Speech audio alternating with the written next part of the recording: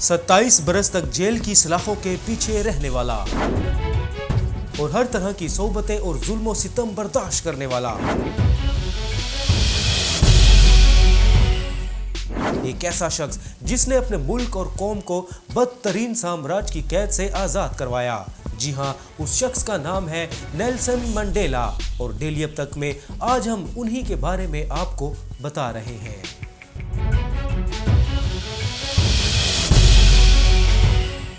Nelson Mandela کو جنوبی افریقہ کی آزادی کے ہیرو ہونے کے ساتھ ساتھ پہلے سیاہ فام صدر ہونے کا بھی اعزاز حاصل ہوا، اور ان کی اعلیٰ خدمات پر انہیں امن کا نوبل انعام بھی دیا گیا۔ اس کے علاوہ انہیں دنیا بھر کے 250 ایوارڈز ملے۔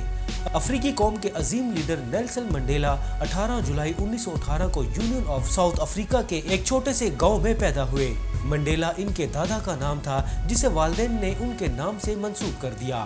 منڈیلا اپنے خاندان میں سے پہلا بچہ تھا جسے اسکول میں داخل کروایا گیا، جہاں اس کی ٹیچر نے اس کے نام کے ساتھ نیلسن کا اضافہ کیا۔ اس طرح بعد میں وہ ہمیشہ کے لیے نیلسن منڈیلا کے نام سے پکارا جانے لگا۔ نیلسن منڈیلا کی عمر ابھی 9 برس کی تھی کہ ان کے والد کا انتقال ہو گیا۔ نیلسن منڈیلا نے پرائمری تعلیم کے بعد ویزیلین مشن اسکول میں داخلہ لے لیا۔ 16 برس کی عمر میں نیلسن نے کلارک بری بورڈ انسٹیٹیوٹ میں داخلہ لیا اور 3 سالہ تعلیمی کورس 2 سال میں مکمل کر کے ڈگری حاصل کر لی۔ 1937 میں نیلسن منڈیلا ہیل ٹاؤن منتقل ہو گئے اور ویزیلین کالج میں مزید تعلیم حاصل کی۔ 19 برس کی عمر میں نیلسن نے باکسنگ اور ایتھلیٹکس میں حصہ لینا شروع کر دیا۔ BA کرنے کے بعد انہوں نے فورٹ ہیئر یونیورسٹی میں داخلہ لیا، جہاں ان کی ملاقات انقلابی سوچ رکھنے والے طالب علم اولیور ٹیمبو سے ہو گئی، جو بعد میں زندگی بھر نیلسن منڈیلا کے گہرے دوست رہے اور ہر خوشی اور غمی میں ان کے ساتھ رہے۔ یونیورسٹی میں تعلیم کے دوران نیلسن منڈیلا اسٹوڈنٹ یونین کی سیاست میں ملوث ہو گئے، جس پر انہیں یونیورسٹی سے نکال دیا گیا اور دوبارہ کبھی یونیورسٹی میں داخلہ نہ دیا گیا۔ بعد ازاں نیلسن منڈیلا نے اپنی طویل قید کے دوران خط و کتابت کے ذریعے یونیورسٹی آف لنڈن کے ایکسٹرنل پروگرام کے تحت LLB کی ڈگری حاصل کی۔ یونیورسٹی سے نکالے جانے پر نیلسن منڈیلا جوہانسبرگ چلے گئے، جہاں انہوں نے یونیورسٹی آف یوتھ افریقہ سے بذریعہ خط و کتابت BA کی ڈگری حاصل کی۔ جوہانسبرگ میں تعلیم کے ساتھ ساتھ انہوں نے مختلف جگہوں پر ملازمت بھی کی اور 1942 میں افریقن نیشنل کانگریس کے پلیٹ فارم سے سیاست میں بھی حصہ لینا شروع کر دیا۔ دوسری جنگ عظیم جب اپنے زوروں پر تھی، ساؤتھ افریقہ میں نوجوانوں کے ایک چھوٹے سے گروپ نے انقلابی نوجوان کی قیادت میں ایک پرجوش جدوجہد کا آغاز کیا، جس کا مقصد افریقن نیشنل کانگریس کو ملک کے طول و عرض میں پھیلے ہوئے لاکھوں سیاہ فام طالب علموں، کسانوں، محنت کشوں اور دانشوروں کی حمایت حاصل کر کے ایک عظیم عوامی سیاسی جماعت بنانا تھا، اور افریقن نیشنل کانگریس کے موجودہ قائدین کی روایت اور رواداری پر مبنی سیاست کو تبدیل کر کے جاندار اور بھرپور سیاست کا آغاز کرنا تھا، جس سے عوام کے بنیادی حقوق کے حصول اور ان کی آزادی کے لیے راہ ہموار کی جا سکے۔ ستمبر 1944 میں ان نوجوانوں نے African national Congress youth league کے قیام کا اعلان کر دیا۔ نیلسن منڈیلا اپنی بہترین کارکردگی اور خودآگاہ صلاحیتوں کی بنا پر 1947 میں یوتھ لیگ کے جنرل سیکرٹری چن لیے گئے۔ 1948 میں جنوبی افریقہ میں منعقد ہونے والے عام انتخابات میں نسل پرستی کے باعث صرف سفید فام افراد کو الیکشن لڑنے کی اجازت دینے پر اکثریتی سیاہ فام عوام میں شدید غم و غصہ کی لہر دوڑ گئی۔ رد عمل کے طور پر 1949 میں یوتھ لیگ کے اصرار پر افریقن نیشنل کانگریس نے پروگرام آف ایکشن کا اعلان کیا، جس میں سفید فام نسل پرست حکومت کے خلاف ہڑتالوں، بائیکاٹ، عدم اعتماد، عدم تعاون اور سول نافرمانی کو افریقن نیشنل کانگریس کی آفیشل پالیسی قرار دے دیا گیا۔ 1950 میں نیلسن منڈیلا کو بھی افریقن نیشنل کانگریس کی نیشنل ایگزیکٹو کمیٹی کا رکن بنا لیا گیا۔ پروگرام آف ایکشن کے تحت نیلسن منڈیلا نے دیگر ساتھیوں کے ساتھ مل کر جو ایجنڈا پیش کیا، اس میں جنوبی افریقہ کے تمام عوام کے لیے مکمل شہریت، پارلیمنٹ میں تمام عوام کو نمائندگی کا حق، زمینوں کی از سر نو تقسیم، ٹریڈ یونین کا حق اور تعلیم و ثقافت میں برابری کا حق حاصل کرنا ضروری قرار دیا گیا۔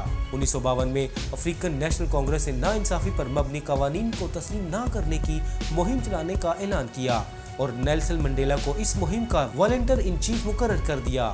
نیلسن منڈیلا نے ملک کے طول و عرض کے دورے کیے اور عوام کو متحرک کرنے کی بھرپور کوشش کی۔ اس پاداش میں نیلسن منڈیلا کونسل پرس انتظامیہ نے ان کو گرفتار کر لیا اور ان پر مقدمہ چلایا۔ कैद की सजा भी सुनाई गई, मगर बाद में इस पर अमल दरामद रोक दिया। ताहम नेल्सन मंडेला पर पाबंदी आयद कर दी कि वो किसी जलसा जुलूस या मीटिंग में शिरकत नहीं कर सकते और 6 माह तक जोहान्सबर्ग से बाहर नहीं जा सकते। इस पाबंदी के दौरान नेल्सन ने अपने दोस्त ओलिवर टैम्बो के साथ मिलकर जोहान्सबर्ग में एक दफ्तर खोल लिया और कानूनी मुशावरत का काम शुरू कर दिया। इसी दौरान इन्हें अफ्रीकन नेशनल कांग्रेस की यूथ लीग का सदर मुंतखब कर लिया गया। 1952 से 1960 तक के अरसा में नेल्सन मंडेला ने अवाम के हुकूक की बाजियाबी के लिए दिन रात जिदोजहद की। 1960 में नेल्सन मंडेला को गिरफ्तार कर लिया गया, जबकि अफ्रीकन नेशनल कांग्रेस को गैर कानूनी करार देकर इस पर मुकम्मल पाबंदी आयद कर दी गई। अब नेशनल कांग्रेस के कारकुनों ने जेर जमीन सरगर्मियां शुरू कर दी। नेल्सन मंडेला ने इस दौरान इंतहाई अहम किरदार अदा किया और एक बड़े लीडर के तौर पर उभर कर सामने आए। नेल्सन मंडेला भेस बदल कर सियासी सरगर्मियां सर अंजाम देने लगे।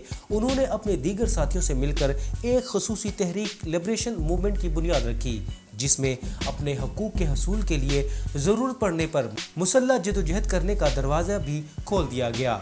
नेल्सन मंडेला गैर कानूनी तरीके से मुल्क से बाहर चले गए।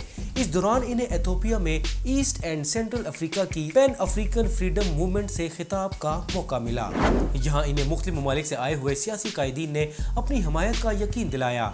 इस दौरा के दौरान नेल्सन मंडेला ने अपनी लिबरेशन मूवमेंट के मेंबरान के लिए गोरिल्ला ट्रेनिंग के लिए ज़रूरी इक़दाम किए।